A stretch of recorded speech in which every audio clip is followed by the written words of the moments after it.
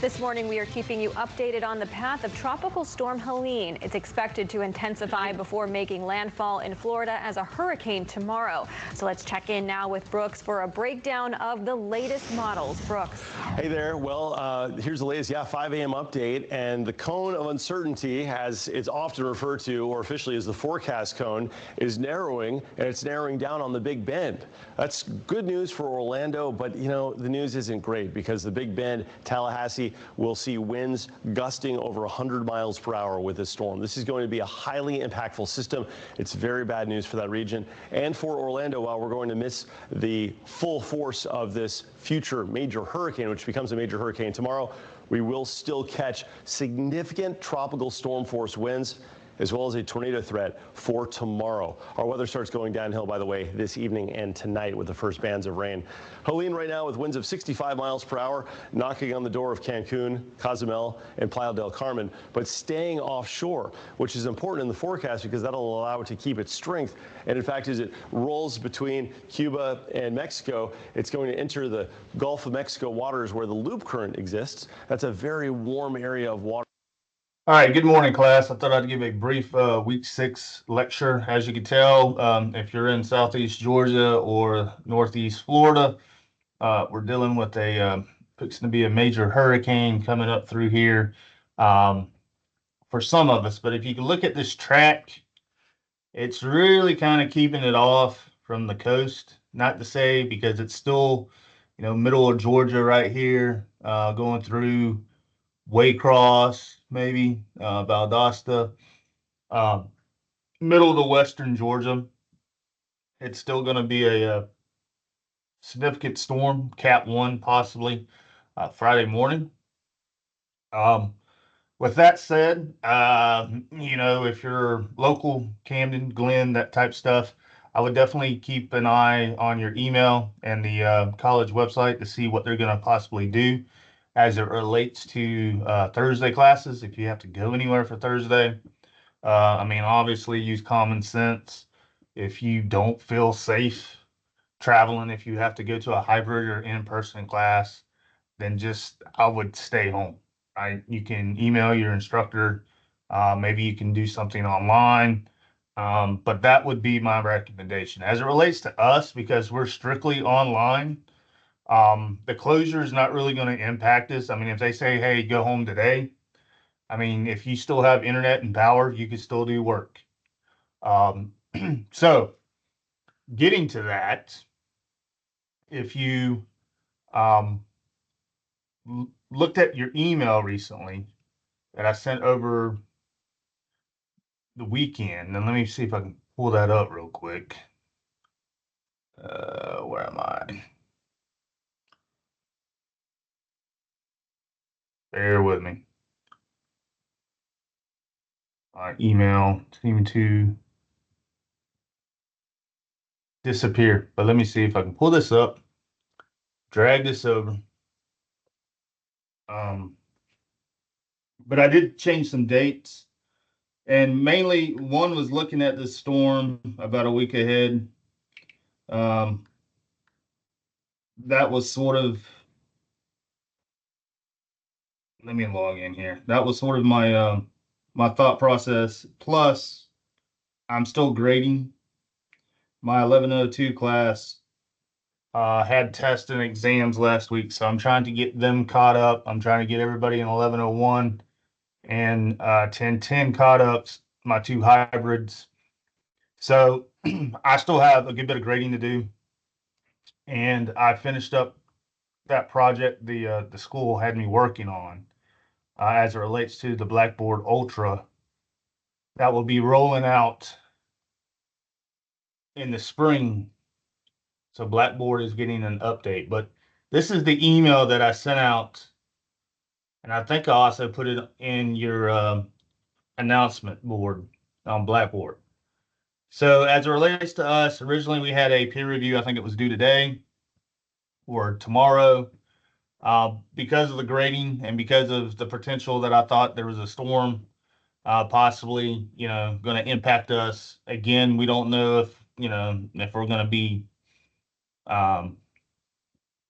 doing a half day on Thursday, or if we're going to be so, totally canceled.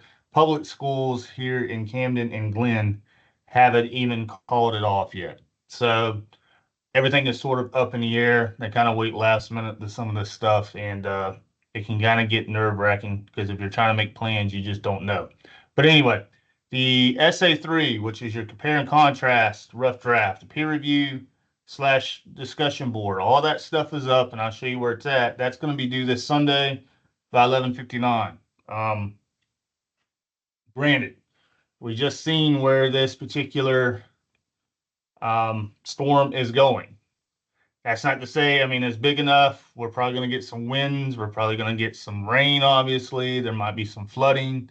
There might be, certain power outages depending on where you live. But as long as you have internet and as long as you're safe, you can still get this stuff completed. You don't necessarily have to wait until Sunday. You can do it today. You can do it tomorrow while everything is still sort of operational and functioning correctly. The final draft is going to be due the following Sunday, October 6th.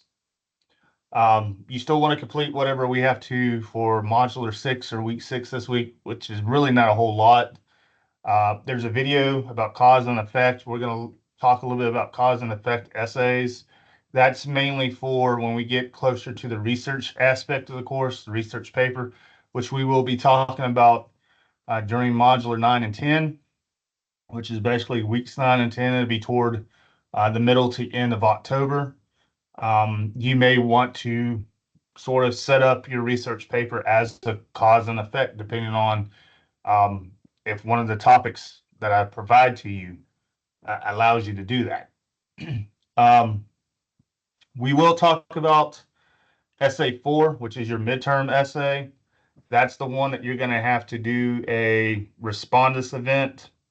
And we will briefly touch on that here momentarily, because you're going to need to download that app if you don't already have it. Let me see about showing you where you can find some of that stuff momentarily. Give me a minute here. Computer's wanting to kind of act up on me.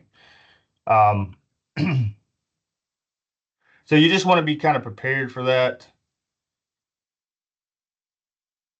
Basically, essay 4 is going to be an extended definition. We will talk a little bit more about the topics, or the topic really, and you will have basically 60 minutes. Let me put this over here. You will have basically 60 minutes to type that essay from scratch. And you'll be able to use note cards. If you want to take notes, you'll be able to use an outline to kind of keep you focused, so you're not, feeling like you're going to run out of time. The outline and the note cards are going to help you during the respondus, because yes, it's going to be proctored. You're going to need to have the following items. Besides the respondus app, you're going to need to have a working webcam and working web mic, and both need to be on during those 60 minutes because you will be proctored via the respondus. There's going to be somebody on the other side. You will be recorded in case there's something going on, if there's any kind of cheating, which really there shouldn't be. The thing is, the lockdown browser really means what it means. So once you start, you're going to be locked down into that particular test. You can't go outside, meaning you can't go to the internet. You can't go to Google. You can't go to Microsoft Word. You're going to have to type your essay in the text box that they provide for you. So when you look at the requirements for that, and we will be talking about this week 7 and week 8 because it's going to happen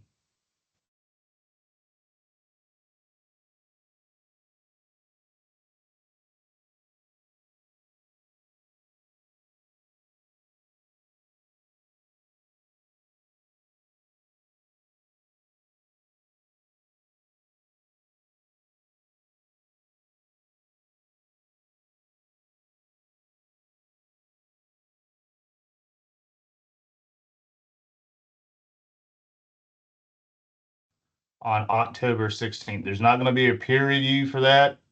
I'm not going to look at drafts. You really don't need to send stuff to Smart Thinking. This is really to see how well can you work on or type and write on a particular topic under pressure within a 60-minute time frame. So once you start, you have 60 minutes from your starting time to type, to proofread, to edit, to finalize and send in before that time limit expires. And you want to save and save often, because if your time limit runs out, whatever you didn't save or did save, I mean, if you don't save and your time limit runs out, it's going to shoot off and it's just going to be a blank text box. And at that point, the only grade I can give it is a 0, because there's nothing saved, there's nothing there. This is one of those tests I really can't restart, reset, reschedule. It is when it is. The college pays for each student who takes a Respondus test. So that's why you want to kind of take it during the time that it's offered. Next week, or really after the 29th of September, which should be Sunday, this stuff is going to open up. So you will have, nearly 2 weeks to prepare an outline, prepare your note cards. You would already have the topic, in advance by 2 weeks. The only thing you can't do, like I said, is have a rough draft already written. It's going to probably take you close to the full 60 minutes to do this. Respondus essay, and again, that's essay 4, right? That's going to be due during week 8. So we will talk a little bit more about that. The other thing is you need to have a really stable working computer and internet. Because again, if your computer goes through an update cycle, or, for whatever reason, there's a storm when you take it and it knocks off your power, again, I can't really restart it or reset it. Your computer problems are really your problems. I can't see what's going on in your screen. I can't see what type of computer or whatever you're working with. So what I would recommend is, between now and October 16th, is to get all those updates updated. Make sure that you're having a really strong and decent internet connection, and you have a webcam and a web mic that are on and operational. Now, if you don't have those items, or don't trust the items you have, you can always go to the closest Coastal Pines Technical College campus and use the testing center or the library, because they have the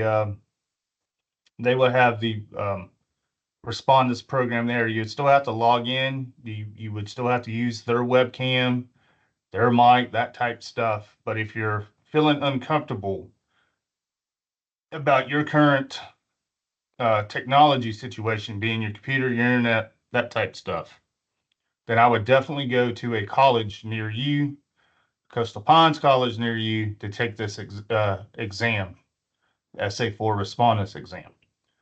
Keep in mind, if you do that, you're going to have to follow their hours, meaning most Coastal Pines Technical Colleges are open from 7:30 to 6, Monday through Thursday.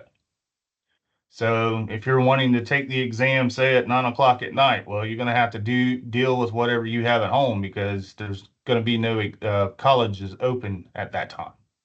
So you may have to, especially if you work, get kids, whatever the case may be, you may have to, modify your schedule to be able to come to the college to take this exam if you have to take it.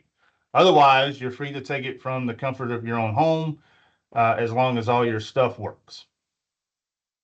All right. So again, we'll be talking a little bit more about SA4 in the week to come. So with that in mind, if you look really this week, we have some reading in the e-text. Again, there's a video that sort of goes with that, pages 72 to 87. Cause and effect we're going to look at here momentarily. There's a video that's fairly lengthy that does a really good job, but I'm going to kind of go through a particular slideshow here that will sort of take care of that. There's also some stuff about diction and spelling you can kind of read about in your e-text. Again, by this time, really probably the diction is going to be more important than the spelling because there's a spell check pretty much on every device that we have these days. And if you don't have a spell checker, I mean, you can go online and find a thesaurus or an online dictionary that's free, and you can look up the words that, you're having problems with spelling. Again, I changed the due date here for the peer review rough draft for Essay 3. And if we look, I will show you where those questions are. The Dropbox is here. That will be opening up after tomorrow for Essay 3. But these are the questions for the peer review. Again, you want to answer as many of these as you can based on the peer's essay that you're reading. We've done 2 of these so far. What I would suggest is maybe you do somebody different. Don't try to do the same person that you did for Essay 1 and Essay 2. I would try to get these in earlier before the 29th just because maybe of the storm situation that's sort of brewing out there and that's going to be coming to shore.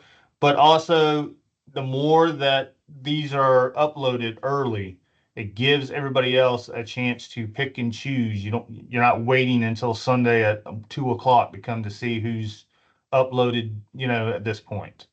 Plus, it gives everybody else a chance to give, really good feedback. Again, depending on how long the essay is and what's it about, you may not be able to answer all 8 of these. I would, use these as a guide to, as you're reading that particular peer's essay, a sentence or 2 for each one would be suffice.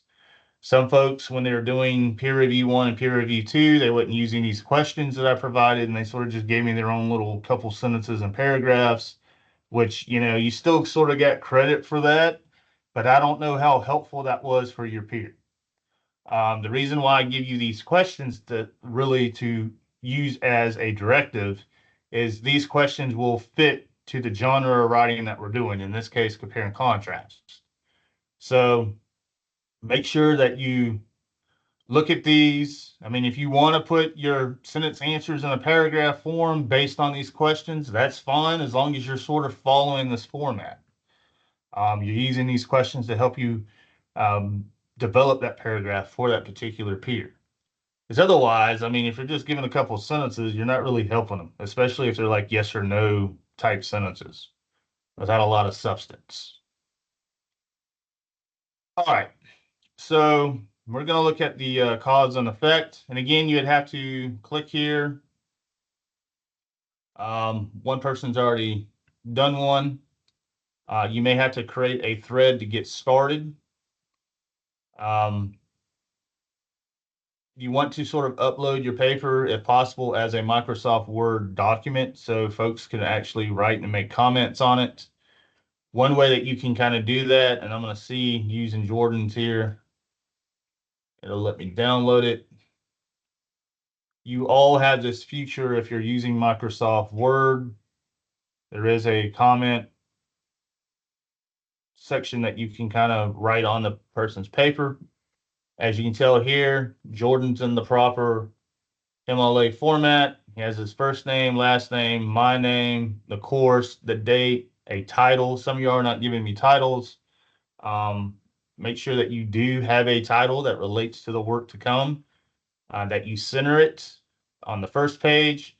Make sure this header is only on the first page. Some essays I'm reading has this header going on every page. The other thing is make sure you have your last name and page number. Don't have your page number and last name. Have last name and page number. That's basically what MLA wants you to do. And then make sure that each one of your sentences, or each one of your paragraphs, rather, at least the first sentence, is always indented. And then what I would suggest is, if you don't have like Grammarly, a free version, or the paid version of Grammarly, I would go ahead and use Grammarly, as well as use this editor. Because if you pull this up, the editor is good to some degree, but as you can tell, I mean, even even though this one says 98, it doesn't mean there's still not some grammar issues, because Grammarly will catch most of these grammatical issues. And you might want to play between the formal and the professional, um, just to get a better variety. And the other thing that you could do is, if you go to your options, let's see if it's going to let me do it. If you go down to proofing, you want to make sure that all of these are checked. You want to make sure that you're on grammar and refinements. And then you want to hit settings, and you want to look and pretty much check a good bit of all of these. Because this will catch everything that it can do in this particular program.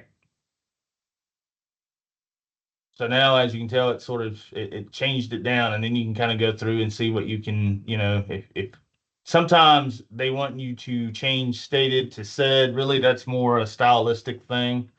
I will let that be up to you, because especially saying, hey, a simpler word would be better here. Sometimes that's true, sometimes that's not. The good thing is that sometimes it will pull up a plagiarism checker here for you, so you can check your own self for plagiarizing. The other thing is you can check your document insights. It tells you how many words you got, how many characters, paragraphs, the reading level, that type deal. The other thing is, and I know most of y'all have already known this, there are programs online, AI programs, that will write your essay. So that's bad if you're using those, because we are checking. And one way that you can check too is you can go to a free AI detection site online, which this is an example of one. So what I usually do is I will put your essay in if I think there's any kind of doubt that you may be using an AI program, and I would check for AI. And in this case, Jordan is good to go, it seems, because his content appears to be human. If your content appears to be AI written, that's bad for you, because it's just like plagiarizing, because you're basically copying and pasting, or you're cheating, or you're using a program to basically write your paper. You're not producing any ideas on your own. So if you get caught, it's just going to be the same like if you got caught plagiarizing, the first offense is a 0. The second offense, you fail the course. You go before a board, and they decide whether they suspend you for a couple semesters, a couple years, or if they just sort of just bar you all out. So I would definitely get into the habit, before you start submitting final drafts, checking your work for AI. Because as we get closer to the research paper, that's not going to fly on my end. If 2 words are looking like they could be AI related, or 2 paragraphs, and it highlights it all in yellow or red, then I'm going to stop grading and just give you a 0. There's no sense. I mean, if the whole paper is written in AI, it's not going to do you any good.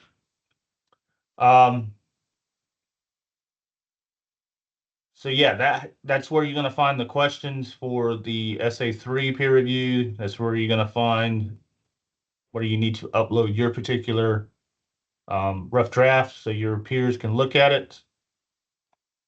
So let me bring up the cause and effect. And basically what is cause and effect?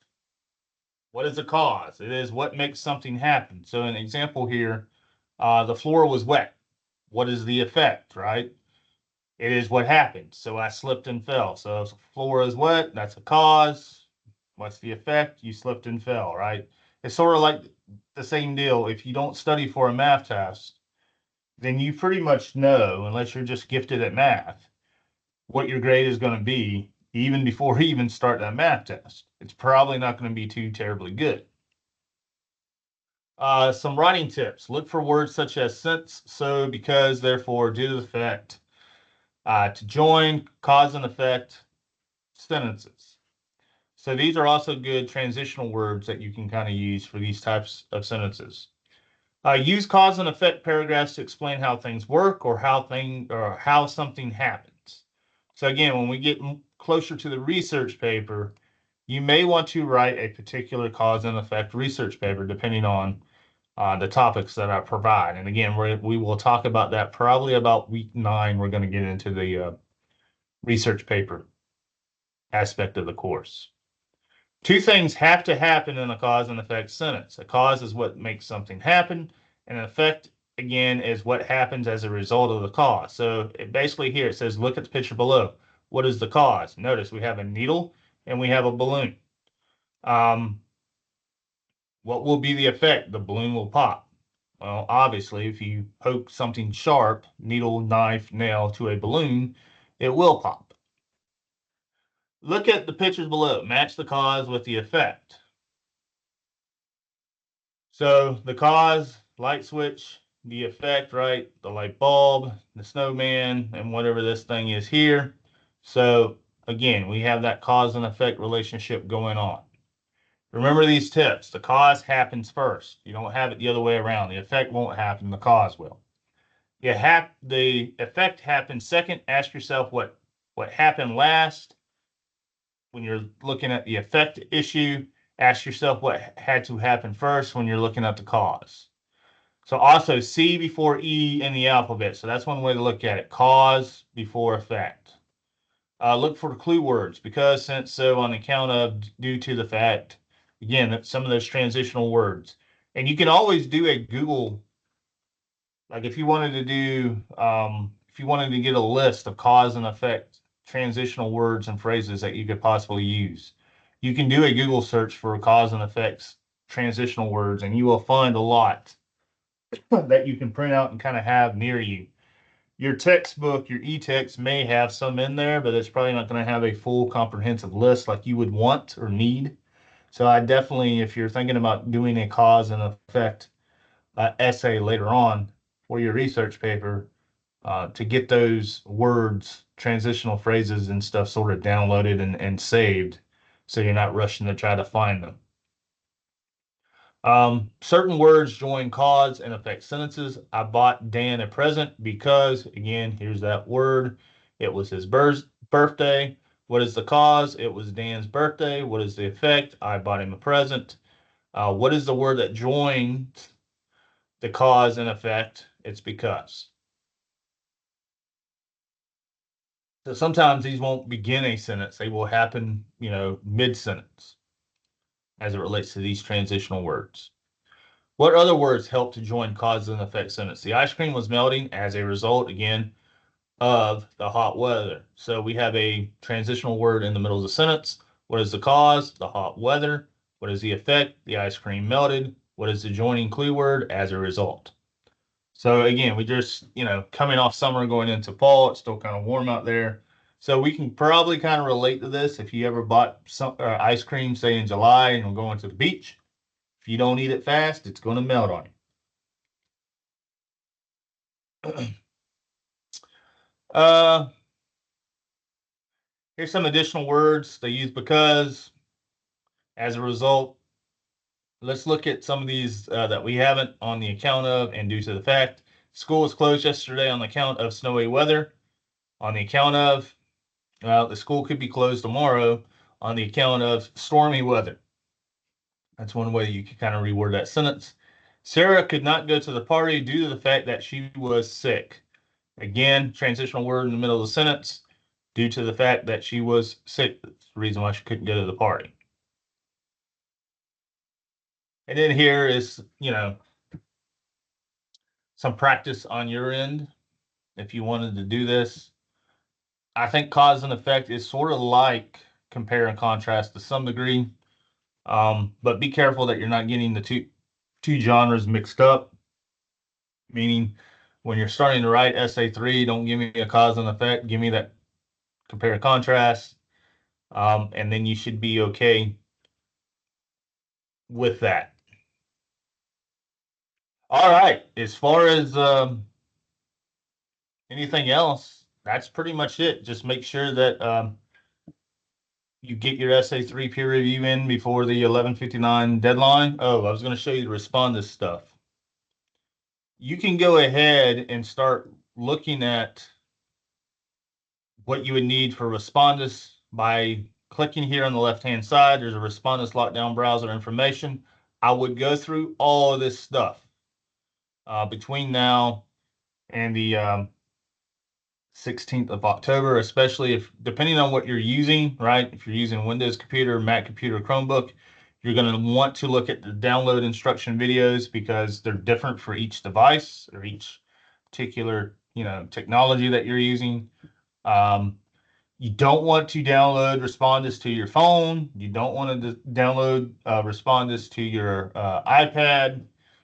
For that matter, you probably don't really want to do it to any type of tablet just because it may not work correctly when you do so. And plus, it's going to be hard really to type an essay on your phone.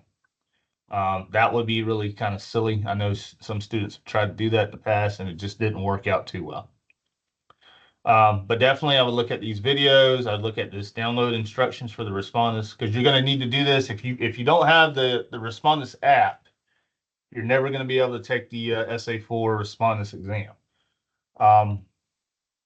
The other thing to be mindful of, if you noticed, let's see if it'll let me pull this up too. Let's see. Well, it's just going to show. Let me see. Well, if you notice, we've done a few, well, more than a few assignments since week 1. We've had these weekly assignments, right? Like the Wright piece, the Hughes piece, that type stuff. And we've had some peer reviews. As it gets closer to week 8, I will send out an email. If there's one of those particular assignments that you want me to go ahead and drop now, I will drop one of your lowest assignments. I can't do a SA1 or SA2. It has to be one of these low stake assignments, like the peer reviews. If you didn't do one or got a 50 on one or whatever the case may be, I can drop one of those. If you didn't do so well on the Wright assignment and that's the lowest one, I can drop that. The deal is I can only drop one. So if you decide to do it around midterm, then that's it. I can't drop any more after that. If you want to wait as we get closer to the end of the semester, because we may have a couple more of these low stake assignments, and you want to wait until, let's say, around Thanksgiving to say, hey, I want to drop this one, you can do so then if you want. Just let me know if there is one particular assignment that's not an essay that you didn't do so well on. If you want me to go ahead and drop it, just email me and tell me which one you want me to drop. I will drop one only. Some students want to do a peer review and another. It's only one. There will be some additional extra credit opportunities coming up soon. We will get into those. Those will definitely help. Dropping one of these lower assignments will help your grade as we move forward as well. It probably isn't going to do any major changes. Don't expect if I dropped your Hughes piece that if you had a 70 that it's going to bring you up to a 90. It usually doesn't work that way because those little low stake assignments are only like 30% of your grade. So it will bring you up several points. It'll definitely help if you're borderline, like a borderline grade between a B and an A or a C and a B. But if you're like in the middle, if you're a 75 and I drop one of those, it'll probably just bring you up maybe to a 77. 2 points, it's better than having a 75, I guess. It gets you closer to the B range. But if you add some of this other extra credit that I'm going to provide for you as we get later into the semester, and you do that and do that well, then you should be able to pull your grade up, possibly a letter grade, depending on where your grade is at.